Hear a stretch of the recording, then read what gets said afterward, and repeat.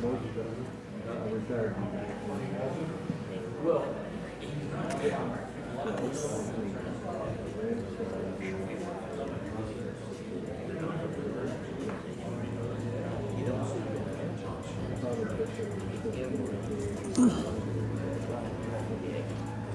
don't think it's taking it easy now.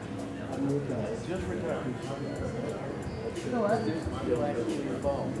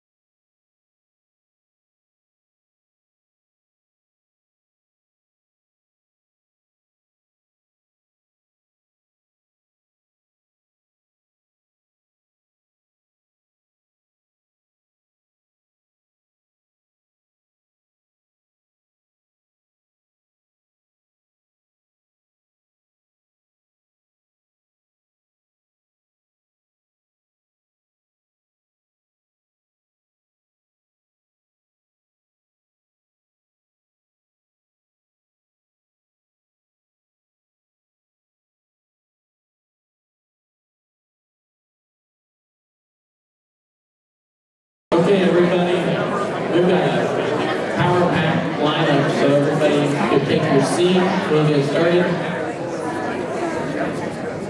Well, when you say Texas, can I take It's great to see a full house this morning out on the Fort Worth Prairie. What a beautiful campus we're at here. What a amazing space this is. Thank you everybody for coming. I'm Chris Cobler. I'm the publisher and CEO of the Fort Worth Report and your moderator today. If at any moment, anytime you're tempted to get on your phone, the thing to do is to get on that barcode and take a survey for the audience. It only takes a minute. We again appreciate your participation. I also want to single out for thanks the Fort Worth staff, who some are in the back, some are up in the overflow area. It's interesting that they can see us and they can hear us, but we can't see them. So it's sort of like we're in a police interrogation room, but I love it. I love it. But the Fort Worth staff would, I see Babs and Nancy back there, wave your hand. See David Marino.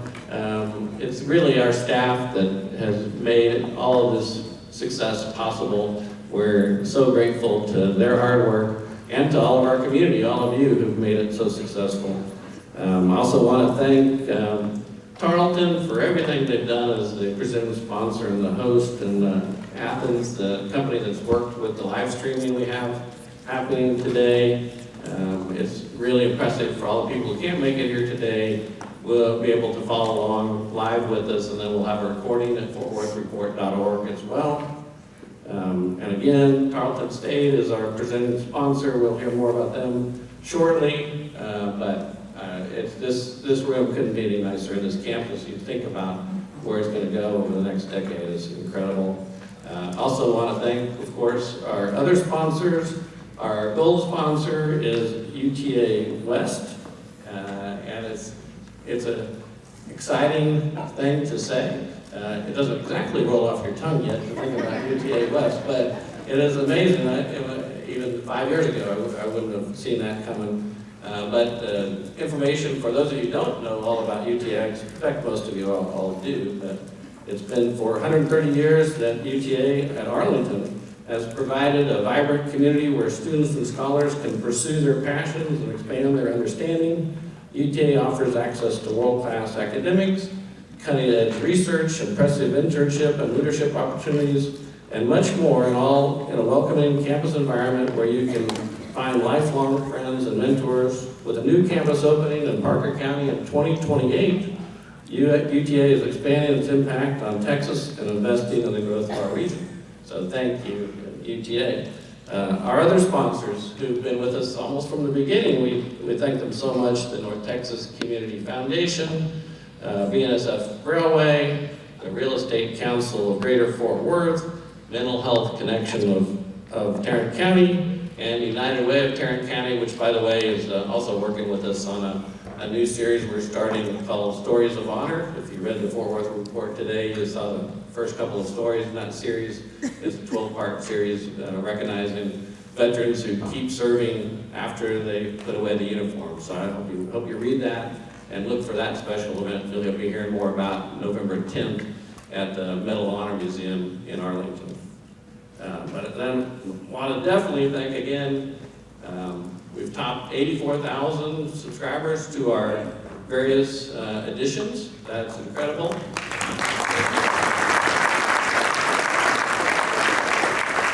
Thank you. We're on track to make it to 100,000, and then we've just completed our Vision 2030 plan, and our goal is after that to 250,000 subscribers. So we are rapidly becoming the go-to source for local news in Fort Worth and Tarrant County.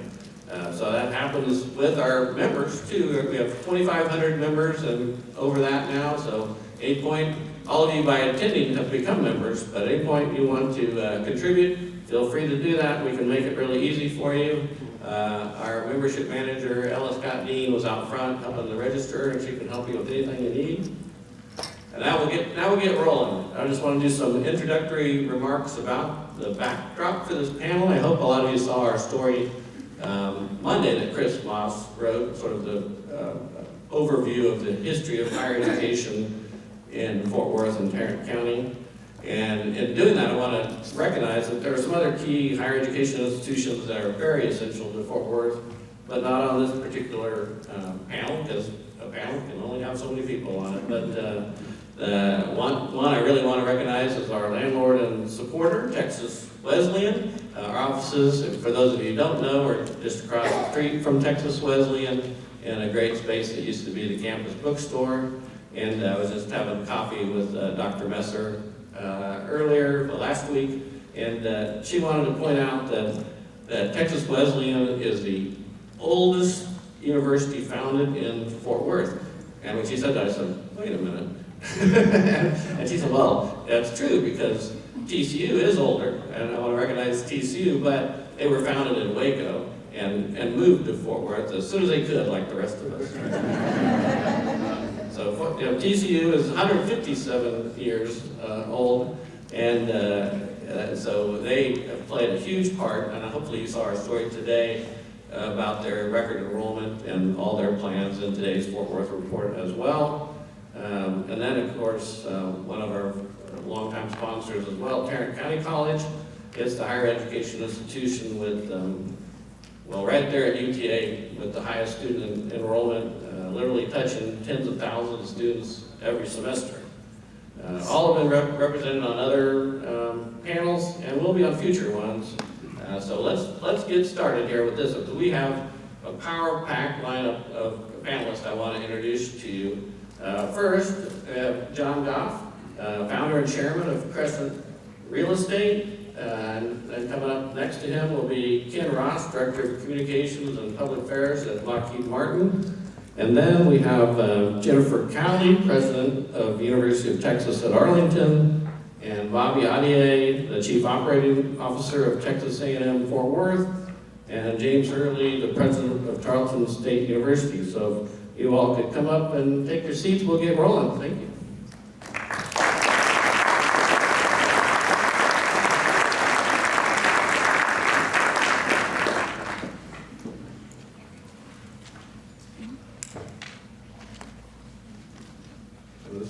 This is quite a panel. I'm really impressed and thankful to get this group together.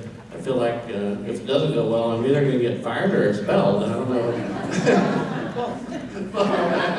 but Dr. Hurley, if you could get us started with just a welcome to everybody here to your beautiful campus, and want to also thank Rachel Capua for all her work too. Yeah, thanks, Chris. So we want to say welcome to Tarleton State University, Fort Worth.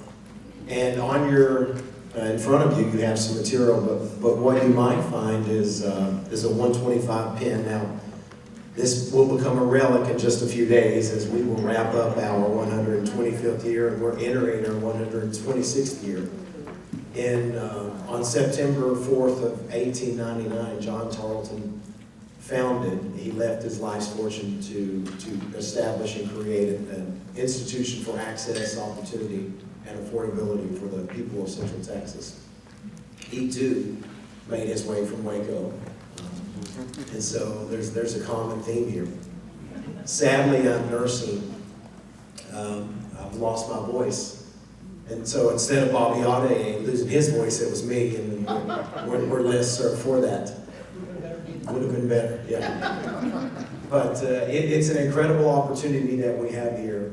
We have 80 acres that we plan on developing. The Texas A&M Board of Regents and the Texas A&M system has made a significant investment in Fort Worth. In fact, we've been here, so welcome to all of you for joining us in Fort Worth. We started this journey in 1978 with 8 students in our medical lab sciences program.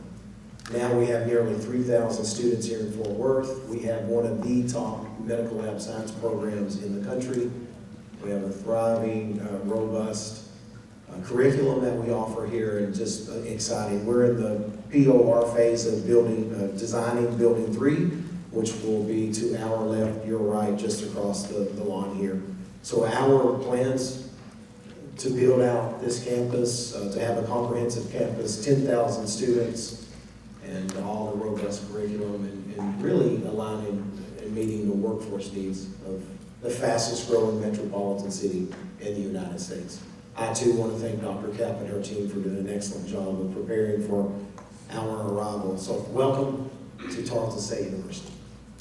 Thank you.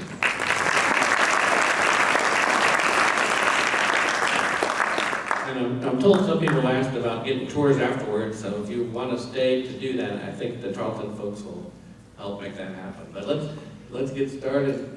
John, if you could kick us off and take us back to around the time of the pandemic. I think we all remember that now, unfortunately, but it's a fading memory, let's hope. But you Betsy Price, then Mayor, tapped you and Elaine Agatha, and I believe the group was called Fort Worth now then, to say, how do we get the city pulled out through the pandemic? What can we do? And if you could talk about sort of how events unfolded from there. Well, I naively accepted that position. I have to say, setting the stage of the pandemic, it was the most frightening time of my business career because we own a lot of different businesses that were very much exposed to not having a customer base going to hotels and resorts and things across the country. So it was frightening. And, I was waking up every day very early and watching the news and just absorbing information, trying to adjust. And when Betsy called, I was, my knee jerk was, I have no time to be doing this, but there was a broader calling. I decided to do it, very much to do with having Elaine as a partner. We're good friends and business partners as well. So we went into that with, there were a lot of things we needed to do in terms of getting medication distributed and masks and all the precautionary things. And so those, I would say, were the easy things. The more difficult part was how do we take Fort Worth and make it stronger economically as we exit the pandemic. And we ended up getting Gravis, a major firm, a consulting firm, to come in and give us a report on the city and tell us what our issues were and what our opportunities were. And the big glaring thing that came out of that report was we were the largest city in the U.S. without a Tier 1 research university. We have great universities. I don't want to take anything away from TCU and Texas Wesleyan and Tarleton and certainly a close neighbor and now in Fort Worth, UTA, which is a Tier 1 research university. But we didn't have it within our city limits, and that was the major glaring thing. And so came up with a plan. I hearken back, and I want to give Ahdieh the credit for this, because a couple of years prior to that, I had no idea who he was. He called me and said, hey, can I have lunch? I want to meet you. And we did that, and he told me what he was up to with the law school. He laid out the campus, and I thought, wow, it's amazing. Right in the middle of downtown, A&M owns all this acreage, and it's basically untouched, other than the law school. And granted, they needed a new law school. It's not in the best of buildings, but it works. And I called Bobby and said, I want to dust those plans off, and let's think through this. And actually climbed up on top of the building on, I think it was a hot day. It was a hot day. And it's not easy to get on top of that building, by the way. But anyway, we got up on top, and I looked down at this land, and I said, this is amazing. This is just sitting here ripe for development of a major campus. So created a plan, flew down to College Station. I had called John Sharp, never met the man, ever. And he took the meeting, and he assembled an incredible group of people from A&M. This was in the thick of the pandemic. So forget masks, forget all that. We sat in a relatively small conference room, and for 2 hours went over a plan, and he leaned over and said, I'll take out some of the explicatives because he's good at those. But he said, we're going to do this. And that's how I got started. Amazing story. Let's jump over to Bobby, because you entered into this equation then, and I've heard John talk about you before, and he describes you as a BB and a Coke can. Beer can. I stand corrected.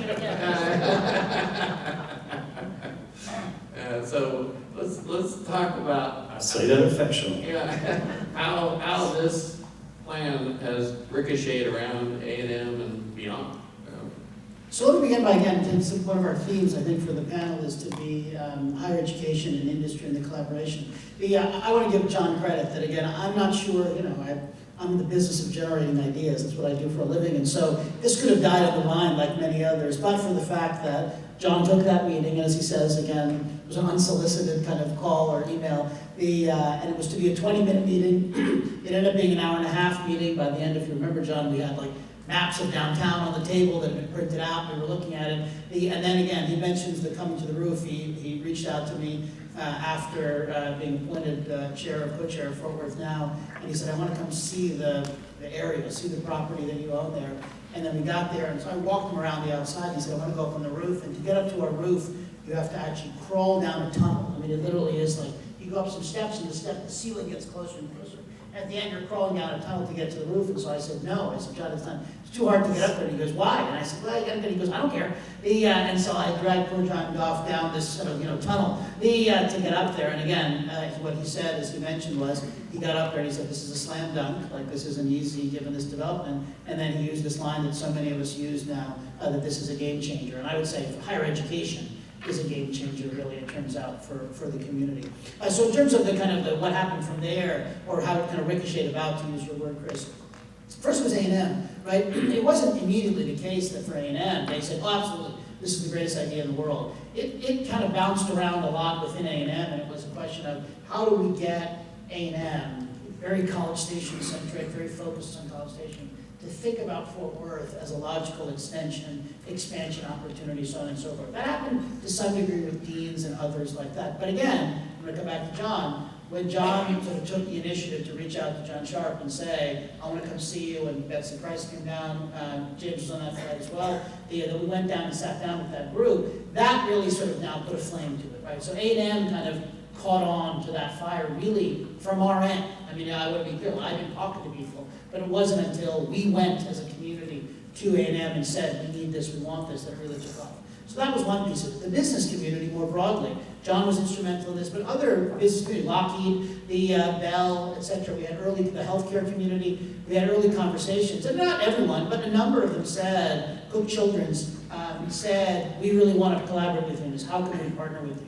And so suddenly there was we were able to tell A&M, look, here are these industry partners who want to partner and want to engage as well. The real estate piece, right? So again, we began to talk to everyone who owned property in that southeast quadrant of downtown, and they got excited because they said, well, if you do this, that will then activate. If you talk to the folks who are doing development in that area, they got activated in part because of what A&M was doing. And then the last thing I'd say in terms of the ricocheting is that now it's gone far further afield. So we all the time are hearing from folks in Dallas who are saying, tell us more of what you're doing, whether A, because we need to be doing something like that in Dallas, or that we want to come and be part of what you're doing over there because they recognize it. And now increasingly national. Here I'll come back to John, that I was at a lunch actually, and the person next to me said, I know about this, this gaming company in Seattle that is thinking about potentially relocating to Texas, or relocating out of Seattle.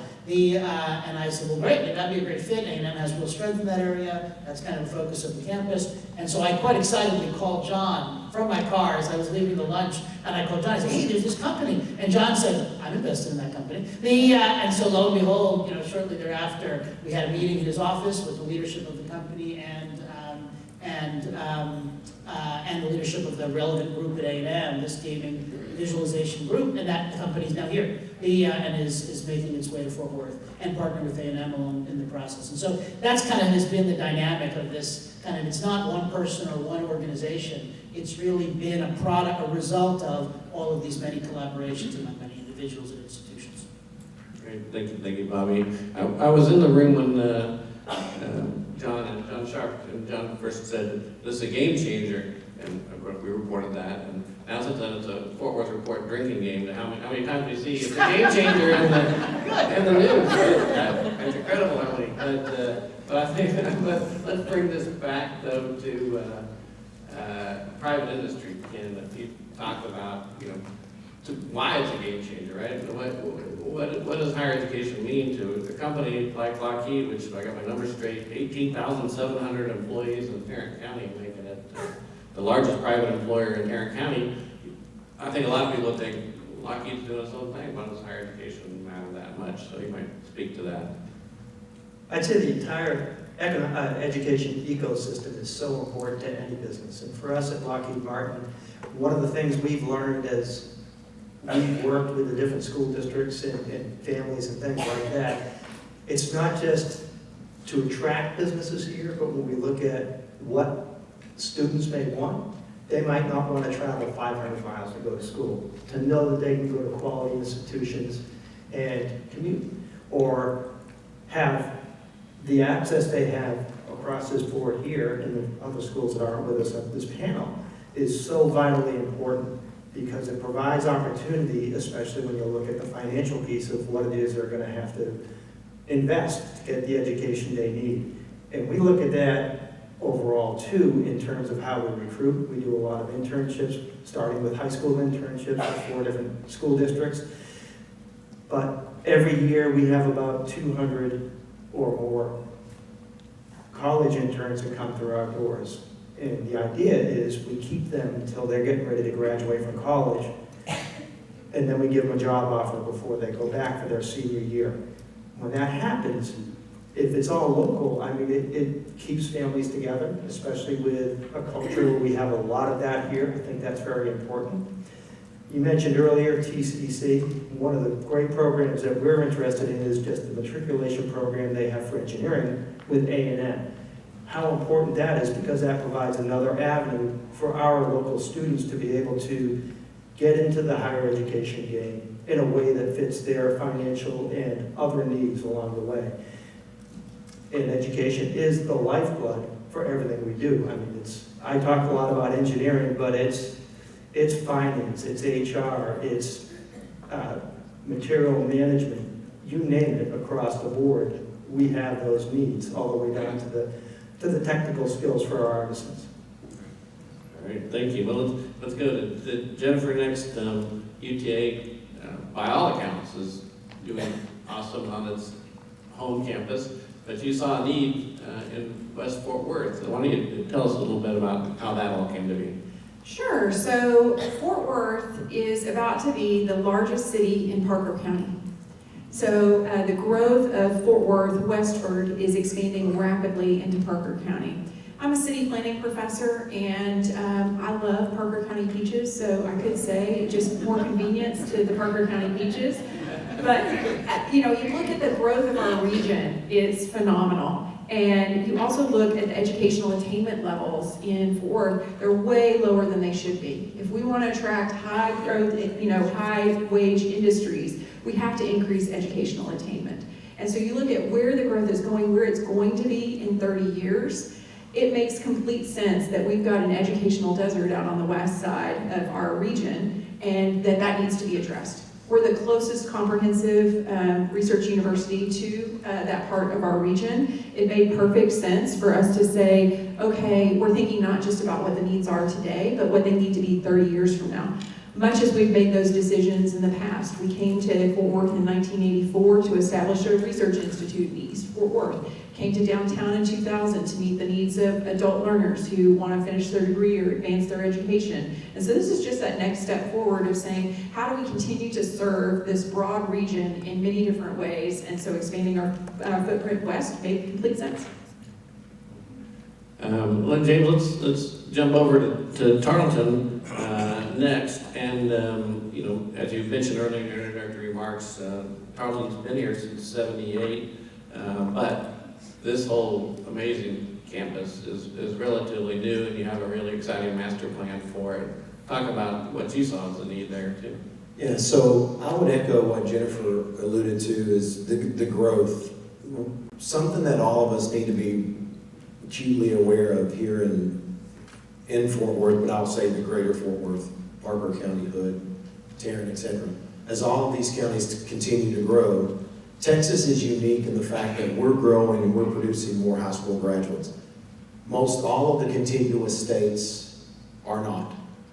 And so this brain drain conundrum is very real. In order for institutions in New Mexico, Oklahoma, Louisiana, etc., to meet their enrollment quotas, there's only one place for them to go. That's here. So many of those institutions, if you think about certain institutions that some of you may have attended, very large, nationally known institutions that are close to us, outside of the state, over half of their freshman classes now are comprised of Texans. And so that's a real issue. They're not coming for our 50 through 75% quartile students. They're coming for our top 10% students. And so when we distill this intellect, if it does leave the state and it never comes back, how will we replace the top 10%, top 15%, top 20%? So that's why these partnerships are so critically important. When UTA, Jennifer and I have talked about this for a long time, the more access we have, the more opportunity we have for students, Texas will win, but in particular, North Texas will win. So it takes all of us to create a high tide because we're nowhere close to 100% educational, post-secondary educational attainment. And we're nowhere close to meeting the needs of our local school districts. And so collectively, Texas A&M can't do it, Tarleton State can't do it, UTA can't do it, TCU can't do it. We have to collectively do it together. And that's why these partnerships with industry, and that's why the partnerships among all of us as both public and private higher educational institutions is imperative for our long-term success. You talked about 30 years. I would say that the next 50 years will be consequential in the growth of North Texas and Texas if we don't work together to ensure that we're providing that access, opportunity, and affordability. We have to contain the cost of a baccalaureate, master's, and doctoral degree. And so that's why we're so uber focused here on growing our campus, expanding our campus. And someone asked me when Jennifer and UT made their announcement, well, doesn't that anger you? You've been there. You guys are investors. Well, no, it doesn't anger me. It's more access and it's more opportunity. We're going to work together and we're going to collaborate. We're the fastest growing metropolitan city in the United States. That growth isn't going to stop. And so it takes all of us working in unison to ensure that our young people and students alike have opportunities right here so they do not leave the state of Texas.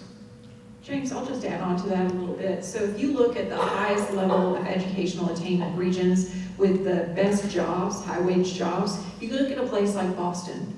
Boston has 15 high quality universities with more than 5,000 students. They have 5 million people. We've got 9 million people in the Dallas-Fort Worth region, and we've got 10 higher education institutions with more than 5,000 students. That includes the community colleges, it includes the universities. And we know we don't have enough access to higher education throughout our region. So Fort Worth's rapid growth, is natural that you're going to see investment in higher education because of the rapid growth on this side of our region. And we are all specializing in different areas, bring different strengths, and that access. The average student who attends a public university travels 18 miles from the home they grew up in. And so you think about that, how long it took me to get to this campus today, or any of us, like there are long distances in a very big region. And so having these different access points is absolutely critical to making sure that we're meeting the educational needs of our whole region. Well, thanks to Mayor Price then, Mayor Parker now, and TxDOT, you will have a far less commute here. We will have our very own ramp.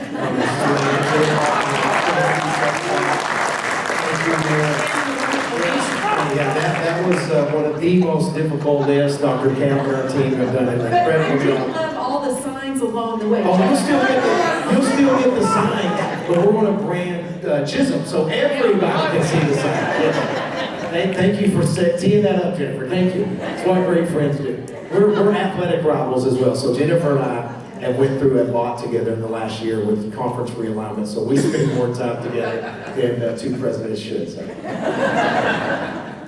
Well, and what's fascinating too, and I don't think people who maybe who aren't in higher ed or have only lived here, or familiar with here, is how much growth there is and how the story of what's happened at these universities is the exception. There's so many universities across the country facing declining enrollment, demographic cliffs. I mean, I don't know if Jennifer, Bobby, or James, you want to speak to that, what you hear across the country from what? Yeah, so we do have the issue in Texas to talk about as well, but the birth rates have been declining across the country. You've heard about it as a national issue. And Texas, we had higher birth rates for a longer period of time, but we fell below the replacement rate several years ago. This is the peak year in Texas for high school graduation, 2025.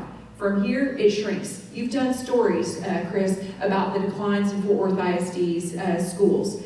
If we want the talent to continue to fuel the growth in our region, then we're going to have fewer students to work with. James talked about the people, being plucked up and brought to other states out of Texas, but we also have an educational attainment problem that not enough students are choosing post-secondary educational opportunities. So whether that's with Tarrant County College, with Texas State Technical College, you need post-secondary credentials in order to get a job that is going to be a great one at Lockheed or any of our other region's employers. And so all those K through 12 dual credit pathways, universities, colleges all working together are really critical to make sure that we continue to have the talent we need. And so while we're very fortunate that our declines have not been as steep as other regions, that we still have a challenge and a dilemma of how do we make sure we educate and make sure that students are achieving the best outcome they can achieve.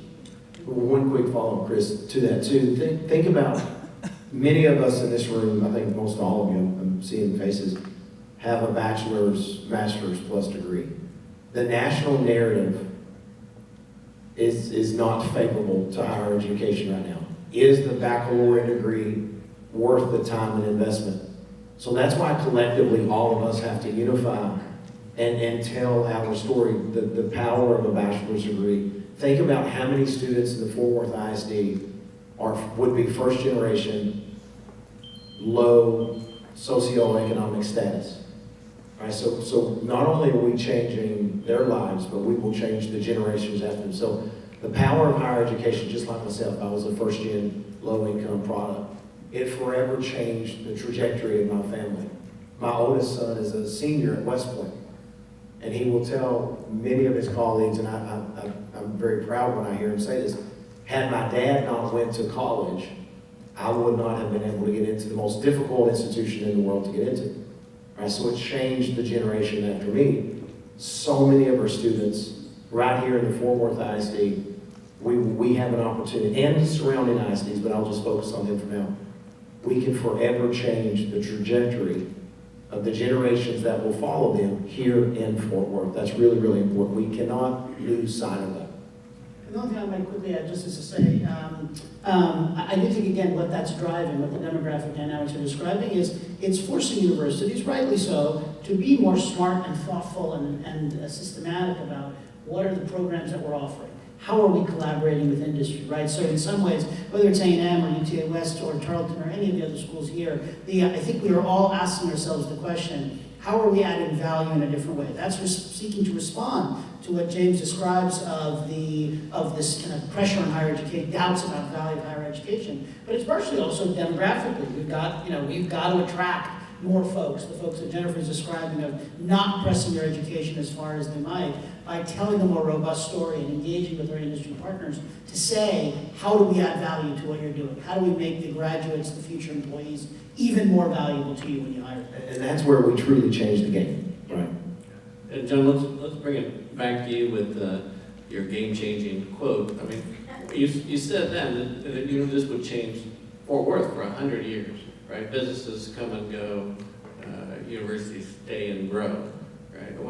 Elaborate about that, your thoughts on, I mean, why do you think that way as a businessman? Well, universities, once they establish themselves, they do continue to grow. You look at there are several universities represented right here who have grown and grown in their city limits. So let me go back and state something I think is still accurate. As I recall, when we looked at all this data in Fort Worth, I think less than half of the adult population in Tarrant County has a college degree. Only a third, or even less than a third, of our high school graduates within 6 years of graduating go to college. I'm not saying that every student coming out of high school has to go to college. There should be a lot of different options for them. But advanced training is critical. It's critical for us to grow and prosper as a community. When I look at myself, I actually look back to see what I paid, because I'm a 100% product of a public education. I never have attended any private school whatsoever. And I got a really good education. I paid less than $1,000 from start to finish. I went to the University of Texas, studied electrical engineering, and same kind of program. Dow Chemical helped pay for my school. I never would have been able to go to a school like that had it not been for and been exposed to that kind of education. That needs to be more accessible to young people in Tarrant County. And we've got to, not everybody can go and travel to attend a school. So having more access points, as it's been said, right here within the county is critical for our community to prosper and to attract new industry, and it is game-changing. Bobby gave this example of this company, which got a very weird name, but it's very interesting and has raised a lot of capital. It's called Probably Monsters. Fort Worth, in a million years, would have never attracted a game design company, ever. Had it not been for just a chance meeting in my office of the CEO of the company and someone at A&M who was going to start a visualization program here in the city. That would have never happened. He went down to a football game, he came back, he said, "John, I'm going to move the company here." He said, "Because we need graduates. We're in a very difficult environment up in the Northwest. This is business friendly. This makes a lot more sense." So think about all the other companies that is going to attract. And by the way, they then met some of the people at Elbit Systems who do visual display for helmets and helicopters and jets. And they collaborated, and suddenly Elbit realized they can provide more state-of-the-art visualization than what they had internally. So there's just all this incredible collaboration that can occur if you get the right expertise and you have these educational programs here to anchor development, innovation, education. This is it. I'll come up with a better tagline, but for now I'm going to stick with game changing. Well, in the newsroom, everybody's like probably needs a lot of coffee by now. But And I'll change the BB in a beer cup. Keep that one. yeah. But so the reasoning for higher education, support for higher education, seems incredibly clear to most people. Certainly, my dad was a first-generation college student. Story similar to yours, James. But I wanted to go back to what you touched on, this sort of narrative that's out there that post-secondary, is it worth it? And also research funding is threatened at a federal level. I mean, is higher education in the position to succeed and be a game changer over the next 100 years, or should we be concerned? I guess anybody want to take that? I'll start. One of the things we've worked on in the last couple of years is it's a magazine called North Texas Next. And is a higher education worth it? It depends on what you're going to do, what you're going to put into it as a student. And it lines up with what Tarrant through and through is doing, of providing that counseling beginning in middle school so that students can say, yes, I want to be a doctor. And then mapping everything I got to start doing beginning in 8th grade so that I know what the work is ahead and the resources I'll need to do it. And I think that is vitally important because it helps set up students for where they want to go. It gives them goals and it gives them time to find the resources that they'll need to make that happen. Again, as a company, Lockheed Martin, we look at engineering as a big one. And there are pieces along the way that you can do, what kind of courses you pick when you're in 9th grade, etc. So I mentioned earlier, the entire educational ecosystem is vital. And when we look at the university structures that we have, they're vital. And if people go in and they're picking the right majors and putting the right effort in, they are going to benefit greatly. And businesses like the gaming company that comes in, or Lockheed Martin coming up on 85 years here, we're going to continue to grow because that talent will come to us. And I'd say, you know, my job is to create sticky talent. So I know there are students here that want to stay in this region. If I can get them to come to UTA or any of our other great universities in the region, give them the knowledge and skills they need to be successful, and then keep them in the region in aligned industries, that is going to be success for the region. So Lockheed Martin is a wonderful partner. We're one of the top suppliers of talent to Lockheed. We have built over the years strong and robust partnerships so that our curriculum is aligned, so that our internship programs are aligned, and Lockheed hires most of the students that they bring in as interns. That's an example of a great success story where we've said, #1 largest employer in the region, and we started our aerospace programs back in the 1940s when Lockheed was making investments in the region. So it was a perfect example, and you can go from industry after industry after industry at our institutions, and it's why UTA has the best career outcomes of any of our universities in the region and among the best in the state. Our graduates make more money than the students who graduate from the University of Texas, and that's not a dig on Texas, it's just about UTA's strong focus on making sure that we're getting that alignment right. So I think that part is the easy button because we've got a high growth economy here in Dallas-Fort Worth. There's demand for the talent that all of our institutions are moving forward with. I'd say the challenge at the federal government level is really more on the R&D side. So following World War II, our research and development was very underdeveloped as a country.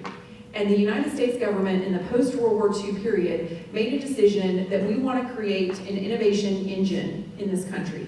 And they decided the best way to do that was to partner with universities and to invest in research and development at our nation's great universities to build that capacity and that growth engine.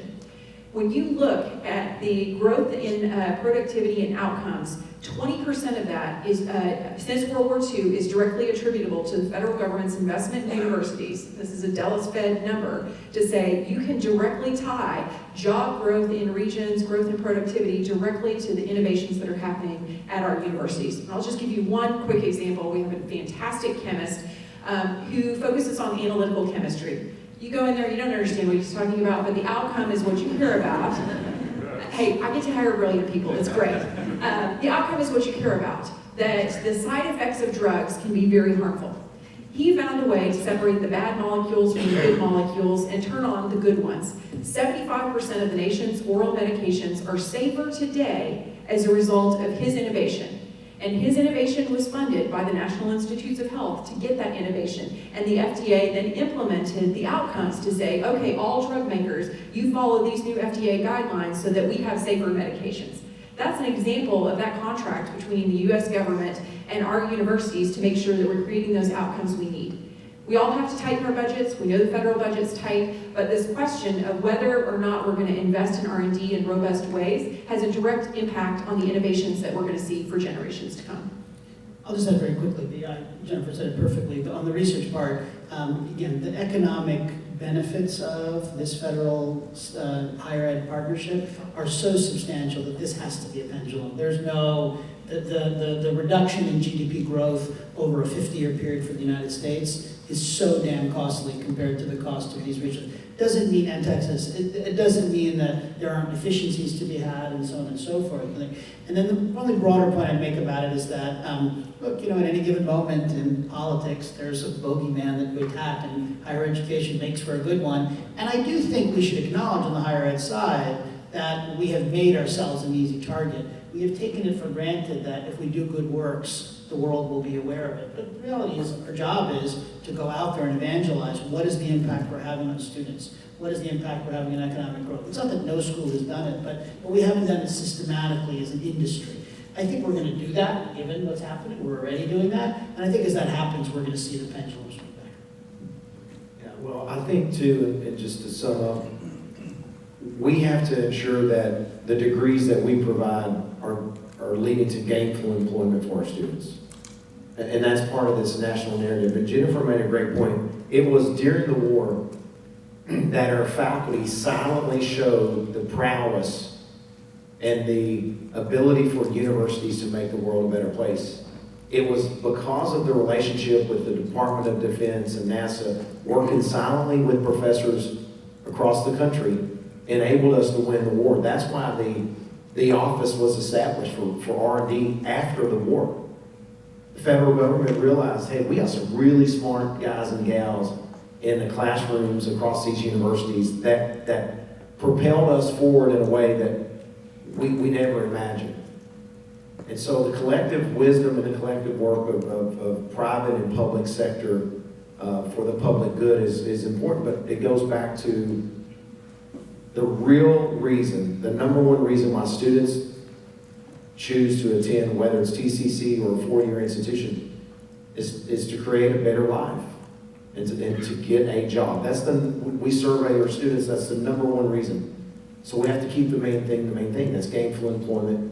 And how do we ensure that our programs and curriculum are aligned with the needs of Lockheed and so many other industries. I mean, we all love Lockheed. We named our College of Engineering after a longtime vice president, Dr. Dwayne Mayfield. So don't try to outlove Lockheed more than us. It's not going to happen. It's not going to happen. The Dr. Dwayne Mayfield. Yeah, we all love him a lot. So, but it's all about this workforce alignment. It's really, really good. Thank you, James. You set me up nicely for my next question too. You're doing that well today because it's a fun competition, but there's a real competition here, whether you have a football team or not, right? There's in terms of how do we? Some of us win more football than others. How TCU's opening a new medical school. I mean, you go down the list of all the higher education institutions we talked about. They're all growing in some way. They're all working for market share. But how do these universities do that here successfully with affordability and accessibility in mind? How does that not turn into, I don't know, the dark side of competition? Anyone want to take that? Well, I'll start. You talked about the medical school, so that's a great lead. TCU's opened an allopathic medical school here in downtown Fort Worth to meet needs that are very different for the city. We still need surgeons. We still need post-specialties. Sharp decrease since 2015 when the reduction of graduate medical education at the federal level was significantly reduced. So what that led to was a significant reduction in the number of post-secondary residencies across hospital systems and universities across the country. And so you see ophthalmologists, all these types of specialties just really start to diminish since 2015. So we have that need, and they're going to step in and fill that need. We had House Bill 125 approved, and we're launching the College of Osteopathic Medicine in 2029, but we're not going to duplicate the services here. We're going to do that in Stephenville because there's also a great need for primary care physicians across rural Texas. So if you think about, as higher educational leaders, we can't duplicate services, and I think that's what John Goff and his team made it very clear to all of us when we started this endeavor. Let's not replicate and compete. Let's create new opportunities. And all of us have skill sets, and we have faculty that are experts in certain fields, and then let's collaborate. I think that was really a really good charge, John, that you gave us. And just to further the question, I met yesterday with Dr. Calhoun, who's the new president out at UNT Health Science Center. Well, it's UNT Health. UNT Health. I got it straight. UNT Health Fort Worth. UNT Health Fort Worth. We all want to be here. And that's and my point is that they've had a medical school for decades, honestly. And so, in terms of that competitive edge that's out there, how do all of you work together, whether it's UNT and TCU, or all of you here? What I always say is, I say, look, I'm not a native Texan, so I don't believe that everything is a football game. Listen to the truth, that maybe it is. So look, from my vantage, it's not the case that we win or lose. Jennifer very rightly mentioned the Boston example. I'm from the Northeast. I will tell you that if you look at cities in the Northeast, all of them have been in decline for 50 to 60 years because of deindustrialization, with one exception. There is one city that has continued to thrive and grow as a matter of population, economic development rates, so on and so forth. What's that city? Boston. And in large part, it's because they have these universities. And again, as Jennifer said, not 2 or 5, right? You have 50 and more than 5. And we went there to study how that whole ecosystem works. We're trying to emulate some of that. So John took a delegation from the city, the county, A&M, to go visit Boston to say, like, all right, what can we learn from the example there, including in terms of the multiple higher education institutions, each of which contribute in their own ways to it. And again, Jennifer mentioned earlier that we have different ways in which we have different strengths. That doesn't mean on any given day we're not doing similar things, but overall, we're each adding value. The slides, I don't know if these slides are here, that I was saying, at A&M, we love TCU as well, so I want TCU to get a complex. This is, you may remember a couple of years ago, TCU went to the national championship game, and this is the law school building, where you can see, so we made it clear, I don't know if you have the flags. The one I got in trouble for was this one.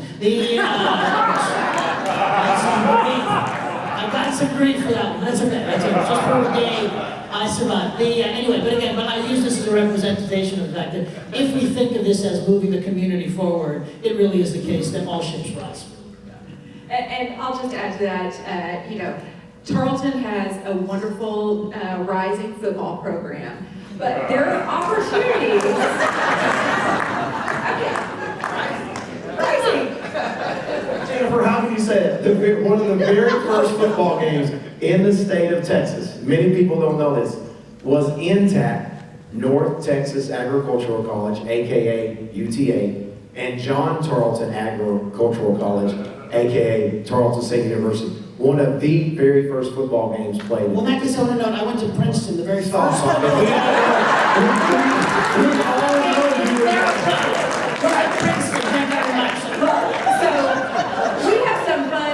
Stories of when we flew planes and like dive bombed Tarleton. Like there were some really shenanigans. You brought down the plane with the 2x4.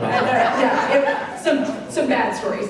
But where I was going with that is around differentiation. So I just give Texas Wesleyan a shout out for being one of the first schools in Texas to launch women's flag football, which is one of the growing sports. And we're going to be the first Division I school in Texas to have women's flag football. So that's to say we can all enjoy football and find different ways of achieving the same outcomes. And the same thing happens on the academic front. We have a wonderful partnership with Texas A&M. They have brought their facility and replicated it in Dallas to help support biomanufacturing training. There are no biomanufacturing academic degree programs in Texas. We're going to be the first to launch that. But it's with the partnership of A&M to bring some of the technical training and equipment and things like that to help support us in advancing shared goals of growing the life sciences industry in North Texas. So while we may be rivals on the field, we are collaborators when it comes to the success of supporting our students. But Chris, to your point, it's a great question and a great point. The competition too, iron sharpens iron. And so if we want to be the best, I spent a year at Harvard. I didn't sound as much like Bobby, so I didn't fit in, just as he doesn't fit in with in terms of voice here. So I get it, dialect matters. But I remember them saying that they had 5 top 50 institutions, and you will know this, within a 5-mile radius. which is pretty incredible. And they all compete and make each other better. And so when we're competing lovingly, some of us win more games than others. Some have larger research enterprises than others, etc. It pushes us, the competition pushes us to ensure that who wins? The students win. And when the students win, the city of Fort Worth wins, Lockheed wins, John Goff wins, everyone wins.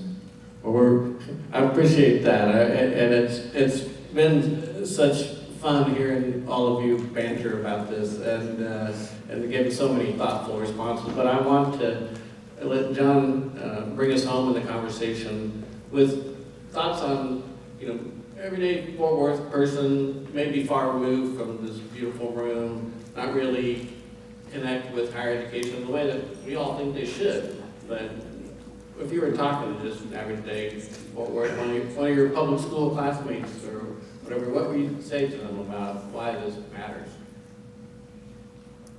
Well, look, I arrived here in 1981, driving a U-Haul truck with everything I owned, and maybe I had $1,000 or $2,000, but that was it. Fort Worth has been a wonderful place for me to raise a family, start a business, several businesses, grow those businesses, and I feel like I owe this community a lot. And it's, there's no better gift that I can be a part of. I can't take any credit whatsoever, but hopefully being a catalyst to provide these education alternatives for this growing population of high school graduates is critical. Showing them a way to a great life, not have to travel away to school if they can't afford it, to be able to stay here and get a very high quality education and have many options. And by the way, the real football team is down in Austin, but we won't go there. But Never stop. Do you really believe that, John? Over the last 2 decades, do you really believe that? I had to interject. I mean, I'll say that. I've been very quiet sitting over here. But education is going to define our city more so than any one business, any one individual, anything. Education is where it all starts. And providing that opportunity for our population, whether they're a high school graduate or whether they're an adult and they want to get an education, is critical. And they don't all have to be full college degrees. There are going to be a lot of options, there already are, but there are going to be even more options offered that are not going to be 4-year degrees. And just as an example, we have spent a lot of time talking with Cook Children's. They have an immense need of graduates out of 1- and 2-year programs. And they're really good jobs.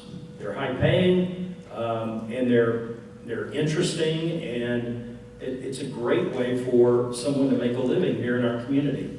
And it provides a wonderful service.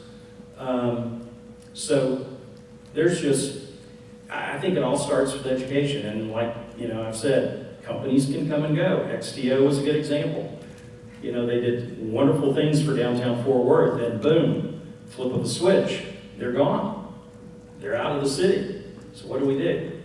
Nothing against XTO or Exxon. They do wonderful things where they are, but companies can move. Universities stay and grow and prosper and provide an incredible service for our population. And I just think this really is a game changing for our community. So I'll drink to that. I'll drink, yeah. Let's thank our panelists. It's been a wonderful discussion.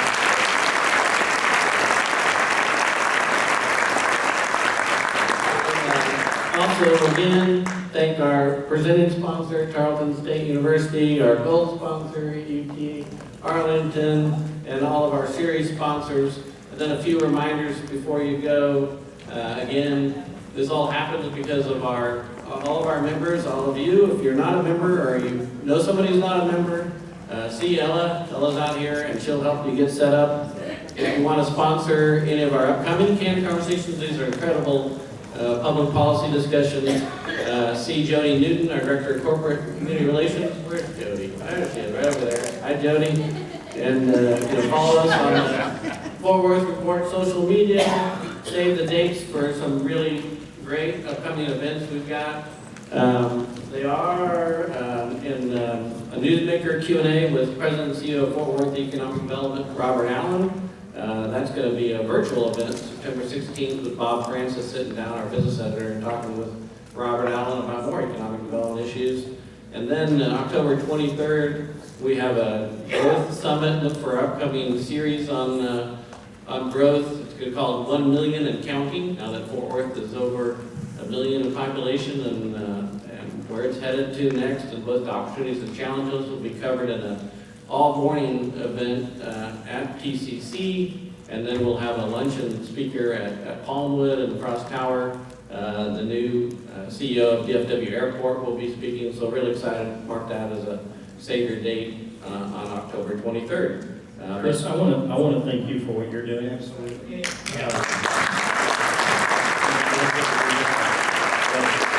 You're really making a difference in this community.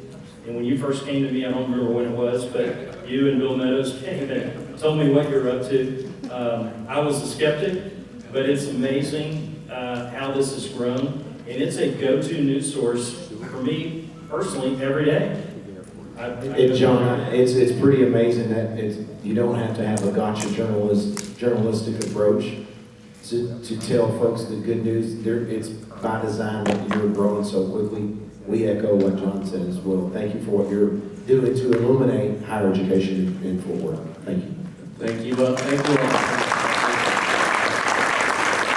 Well, have a great rest of your day. Tour the great facilities. Thanks for coming.